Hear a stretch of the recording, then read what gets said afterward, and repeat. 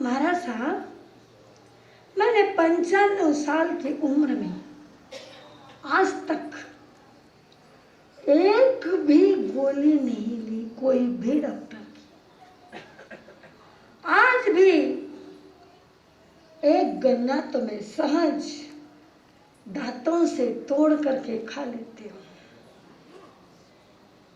आज भी मैं अपने दांतों से चने फोड़ लेती हूँ। डुप्लीकेट दांत नहीं, ओरिजिनल दांत। आज भी मैं बिना चश्मे की पढ़ लेती हूँ। ध्यान रखना, आज भी मैं बिना चश्मे की पढ़ लेती हूँ। आज भी मैं बिना लिफ्ट के चढ़ लेती हूँ।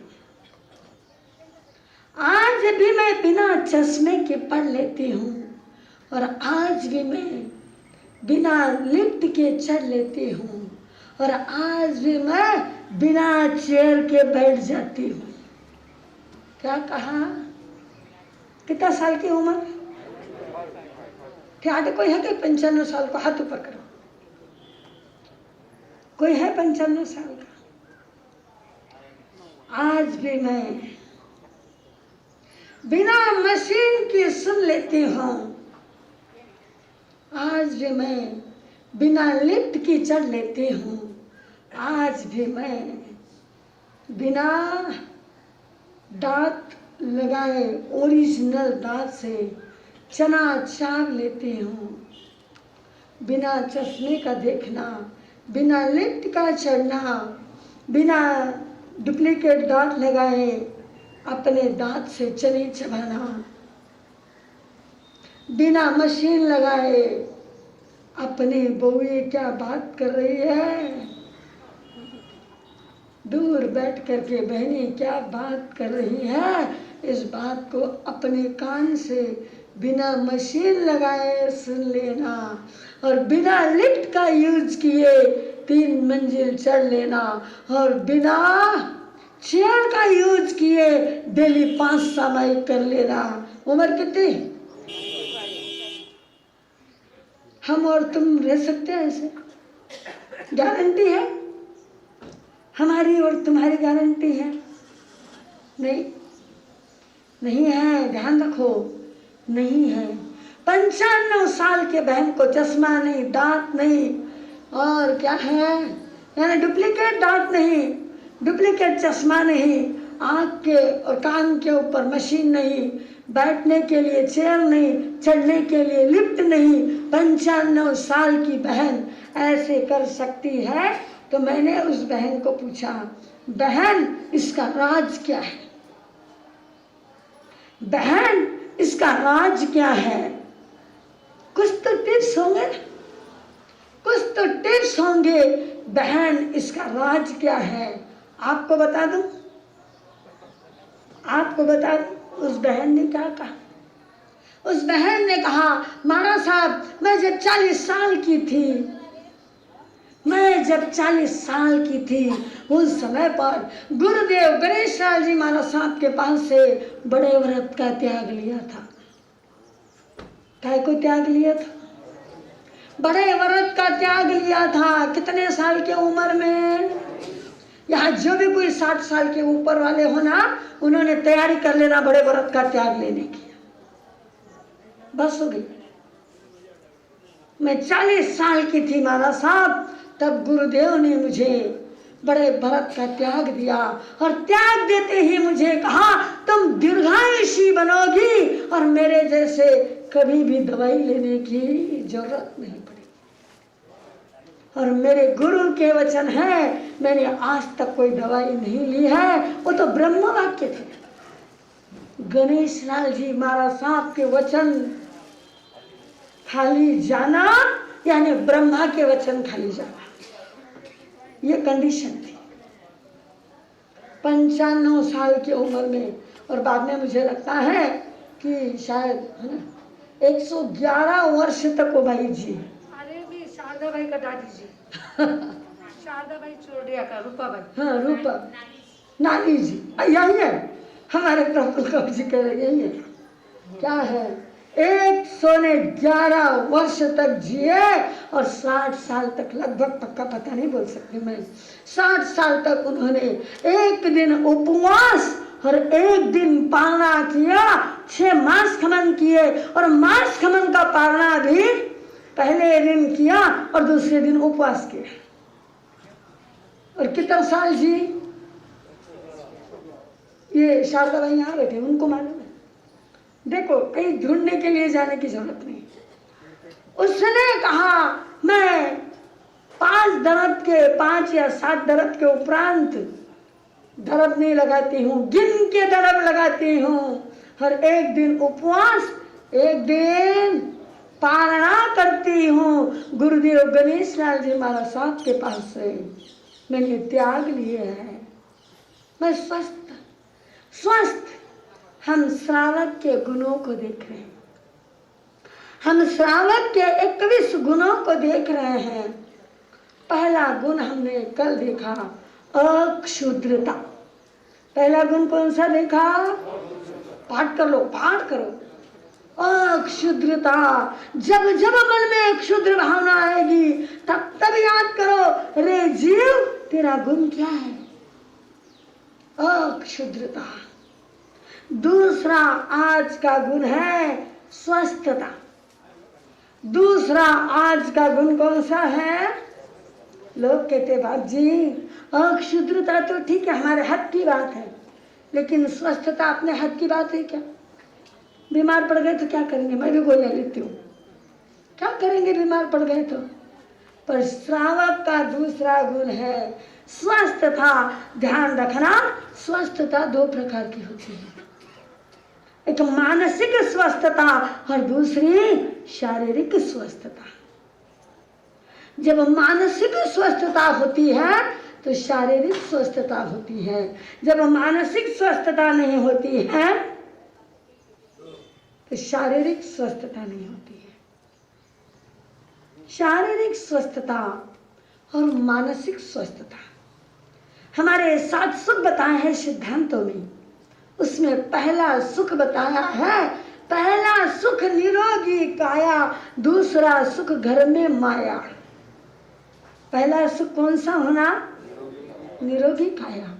यदि तुम्हारा शरीर स्वस्थ है तो तुम मस्त हो। यदि तुम्हारे शरीर में हमारे हो या तुम्हारे हो स्वस्थता नहीं है तो एक मोड़ कब समझे पैसा क्या काम आएगा? तुम बोलो पैसा क्या काम आएगा जब शरीर स्वस्थ नहीं है? ज्ञानियों ने कहा है मानव आज का दूसरा गुण कहता है मानव स्वस्थ रहना। मन से स्वस्थ जो रहता है वो तन से स्वस्थ रहता है। Sound mind and sound body. क्या सिद्धांत है? Sound mind and sound body. जिसका माइंड साउंड है उसकी बॉडी साउंड है। जिसका माइंड साउंड नहीं उसकी बॉडी साउंड नहीं। स्वस्थता। श्रावक क्या बने? स्वस्थ बने। अब स्वस्थ बनने के लिए 2 बातें 2 प्रकार के स्वास्थ्य मानसिक और शारीरिक। शारीरिक स्वस्थता के लिए आहार शुद्धि और मानसिक स्वस्थता के लिए विचार शुद्धि। शारीरिक स्वस्थता के लिए आहार शुद्धि और मानसिक स्वस्थता के लिए विचार शुद्धि। तुम्हारे विचारों के अंदर यदि शुद्धता होगी तो तुम मानसिक रूप से शुद्ध रहेंगे और विचारों के अंदर यदि तुम्हारी शुद्धता नहीं है तो तुम मानसिक रूप से स्वस्थ नहीं रह सकते। ज्ञानियों ने कहा कि मानव स्वस्थ रहने के लिए क्या करना पड़ेगा? एक सूत्र दिया है हमारे पूर्वजों ने। पेट नरम। ध्यान रखो पेट नरम पांव गरम सर को रखो ठंडा, पेट नरम पाँव गरम, सर को रखो ठंडा, इतने पर यदि वैद्य आए तो उसको मारो डंडा। क्या कहा? पेट नरम पाँव गरम। पाँव कब गरम होते हैं? चलने से पाँव गरम होते हैं। पेट नरम पाँव गरम, सर को रखो ठंडा। हमेशा ध्यान रखना, खाकर सोवे सोकर खावे, खाकर सोवे सोकर खावे। ताजता घर सु वैद्य कभी न जावे। घर में यदि परमानेंट वैद्य को रखना है तो खा के सो और सो के खाओ। इतना ही भोजन करो। ज्ञानियों ने कहा है 1 गुना भोजन 2 गुना पानी, 1 गुना भोजन 2 गुना पानी और 1 गुना पेट खाली। जिंदगी में कभी डकार नहीं आएगी, कभी डकार नहीं आएगी। मुझे 12 महीने में एक बार भी डकार नहीं आती। तुमको कितनी डकार आती है? ठंड डकार आओ कि नहीं आओ? हाँ? डकार आए तब तक खाना, यानी कुकर की 3री सीटी बज करके 4थी सीटी का अंदेशा आना, उठ जाएगा कुकर और कहाँ लगेगा जा करके? स्लैब को। और उससे क्या होगा? उससे क्या होगा? बहनों को मालूम है, आपको नहीं मालूम। उससे क्या होगा? ध्यान रखना, स्वस्थता।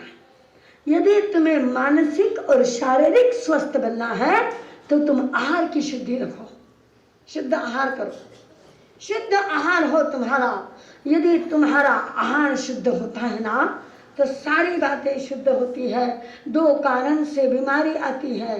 पहले आती है वेदनीय कर्म के उदय से और दूसरी आती है अशुद्ध खान पान से। अशुद्ध खान पान यदि हो तो बीमारी आती है, और वेदनीय कर्म का उदय यदि हो तो बीमारी आती है, अन्यथा बीमारी हमारे शरीर की बीमारी आएगी नहीं। शरीर में बीमारी नहीं आएगी। मानती हूँ मैं, वेदनीय कर्म का उदय हो तो फिर तो कोई इलाज नहीं, फिर तो वेदना भोगना ही है। लेकिन शरीर का स्वास्थ्य, अशुद्ध आहार। अब ये चातुर्मास के दिन है। इन दिनों में हमारे संतों ने ये कहा है, हरी लिलोटी नहीं खाना, पत्ती वाली लिलोटी नहीं खाना, जमीन कंद नहीं खाना, पत्ती वाली लिलोटी नहीं खाना। बहुत बड़ा साइंस है। चारों तरफ बदली का वातावरण है। कभी पानी आता है, कभी बदली आती है। वातावरण बदल चुका है। हर चौमासे में वातावरण बदलता है। ऐसे समय पर क्या होता है, हमारा शरीर जो है बाहर से, हमारे सारे रोम जो 3.5 करोड़ रोम है, वो रोम बाहर से पानी को खींचते हैं। बाहर से किसको खींचते हैं? पानी को खींचते हैं। और ये जो वनस्पति है, ये पत्ती वाली वनस्पति, कि जो भी कोई हरी वनस्पति है, इसके अंदर भी पानी की मात्रा ज्यादा होती है। ऊपर से भी पानी बरस रहा है। इन दिनों में देखो प्यास कम लगती है, इसलिए उपवास सता से होते हैं। हम गर्मी में जितना पानी पीते हैं उतना पानी इन दिनों में पीते हैं क्या? प्यास कम लगती है, क्योंकि हमारा शरीर ऊपर से पानी को ग्रहण करता है। ऊपर से बरसने वाले पानी को हमारे रोम रोम से ग्रहण होता है, इसलिए शरीर के अंदर पानी की मात्रा ज्यादा होती है। और ऊपर से वनस्पति खाओ तो उसकी मात्रा फिर पानी की शरीर के अंदर जाती है, डबल पानी जाता है और डिहाइड्रेशन होता है। डबल पानी जाता है और डिहाइड्रेशन होता है। और हमारे भगवान ने कहा है इन दिनों में कठोर धान्य खाना। बहनों, आपने देखा होगा, कठोर धान्य को पानी में भिजाओ तो पानी को खींच लेता है। खींचता है कि नहीं खींचता बहनों? मूंग भिजाओ, मोट भिजाओ, चने भिजाओ, क्या खींचता है? और तुरई भिजाओ, करेला भिजाओ, मेथी क्या है, हरी मेथी भिजाओ, पालक भिजाओ, कितने पानी को खींचेगी? खींचती है बहनों? नहीं खींचती। साइंटिफिक सिद्धांत है कि इन दिनों में शरीर को ऐसी चीजों की जरूरत है जो हमारे भीतर में ज्यादा पानी हुआ है उसको खींचने वाली चाहिए, तो हम बीमार नहीं पड़ेंगे। इसके लिए हमारे जैन सिद्धांत ने कहा है कि हरी लिलोटी कम से कम 2 महीने मत खाना, नहीं तो डिहाइड्रेशन हो जाएगा, कॉलेरा हो जाएगा और कोई बीमारियां हो जाएगी। इनके ऊपर जीव जंतु जैसे वनस्पति होती हैं वैसे कलर के जीव जंतु इन दिनों में उस वनस्पति पर ज्यादा बैठते हैं। और आपको व्याख्यान में आने की गड़बड़ है और कहीं जाने की गड़बड़ है, खचाखच खचाखच खचाखच उसको काटा और काट करके क्या किया, सीजने के लिए डाल दिया। वो वनस्पति के जीव हमारे शरीर में जा करके कई प्रकार की बीमारियां क्रिएट करते हैं। इसलिए इन दिनों में हरी लिलोटी खाना नहीं खाना चाहिए। शरीर की स्वस्थता यदि होना है तो साइंटिफिक सिद्धांत है नहीं खाना चाहिए। ये जमीन कंद जो होते हैं ये पचने में बहुत भारी होते हैं, हार्ड होते हैं, और इन दिनों में हमारी पाचन शक्ति बहुत कमजोर होती है। थोड़ा सा खाओ लैट्रिन लगती है, थोड़ा सा खाओ डकार आती है, थोड़ा सा खाओ नींद नहीं आती है। इसलिए इन दिनों में हार्ड नहीं खाना चाहिए। अरे जैन संस्कृति में ही नहीं, हिंदू संस्कृति में भी इन दिनों में प्याज लहसुन आलू ये खाते हैं? नहीं खाते, नहीं खाते। तुम उनको पूछो, वो भी नहीं खाते। ये संस्कृति हमारा धर्म, तुम चीज 2 in 1 वापरते हो, हमारा धर्म 3 in 1 है। शरीर, अध्यात्म और कर्म निर्जरा। शरीर, अध्यात्म और कर्म निर्जरा तीनों बातें सिद्ध साध्य होती है। तुम लोग जमीन का मत खाना, मत जाना होटल में। ये 2 महीने तो कोई होटल का खाना नहीं। ये दिन गर्मी क्या है, बीमारी के होते हैं। इन दिनों में काय का बना हुआ खाना, कहाँ बना हुआ खाना, किसमें बनता है घर में खाना? हम जब छोटे थे ना तब कहते थे चौके में खाना। तुमने शब्द कभी सुना? किसने सुना? चौके में खाना। सबने सुना। अरे वाह, चौके में खाना। चौका यानी क्या? चौका यानी क्या? कहते हैं ना चौका मारा, 6 मारा, क्या कहते हो ना तुम लोग क्रिकेट वाले? हाँ, छक्का मारा, क्या? मेरे को नहीं समझता है। चौका मारा यानी क्या किया? हाँ, 4 रन, बराबर है ना? 4 रन। चौका यानी 4 बातें जिसके अंदर हो उसको चौका कहते हैं। चौका, चौका यानी 4 चीजें, द्रव्य, क्षेत्र, काल और भाव। जहां का द्रव्य यानी चीज अच्छी हो, पवित्र हो, क्षेत्र यानी जहां पर साफ सफाई की हुई हो, काल यानी समय के समय पर भोजन बनता हो, और भाव यानी भोजन कराने वाले के विचारों की पवित्रता हो, और भोजन परोसने वालों के विचारों की पवित्रता हो, और खाने वाले के हाथ में मोबाइल और सामने टीवी ना हो। खाते समय पर कोई प्रकार की घर की निगेटिव बातों को मत बोलो, चाहे तुम्हारे ऊपर चाहे जितने नेगेटिविटी आने दो, चाहे जितने संकट आने दो, लेकिन खाते समय पर मत बोलो। एक बार मैंने ऐसे ही व्याख्यान में बोली तो एक बहन मुझे आके कहती, बाप जी ठाकर सराव जी ने खावा का शिया दूसरी टाइम भी नहीं मिले। 75 बोला क्या? क्यों बहनों, बराबर है ना बात? यहाँ के बहनों को भी मालूम है, इसलिए तो हंस रही। खाते समय पर चाहे तुम लूखा सूखा खाओ, चाहे लूखा सूखा खिलाओ, लेकिन खाते और खिलाते समय पर खाने वालों को कान में मोबाइल, हाथ में पेपर, सामने टीवी, 3 बातें बिल्कुल नहीं होना। हाँ? और खिलाने वालों को नेगेटिव विचार नहीं होना। तो द्रव्य, क्षेत्र, काल और भाव, ये 4 बातें चौके में होती है। और क्या होता है? प्रेम, परोपकार, पवित्रता और पावनता का समागम जहां होता है उसको चौका कहते हैं।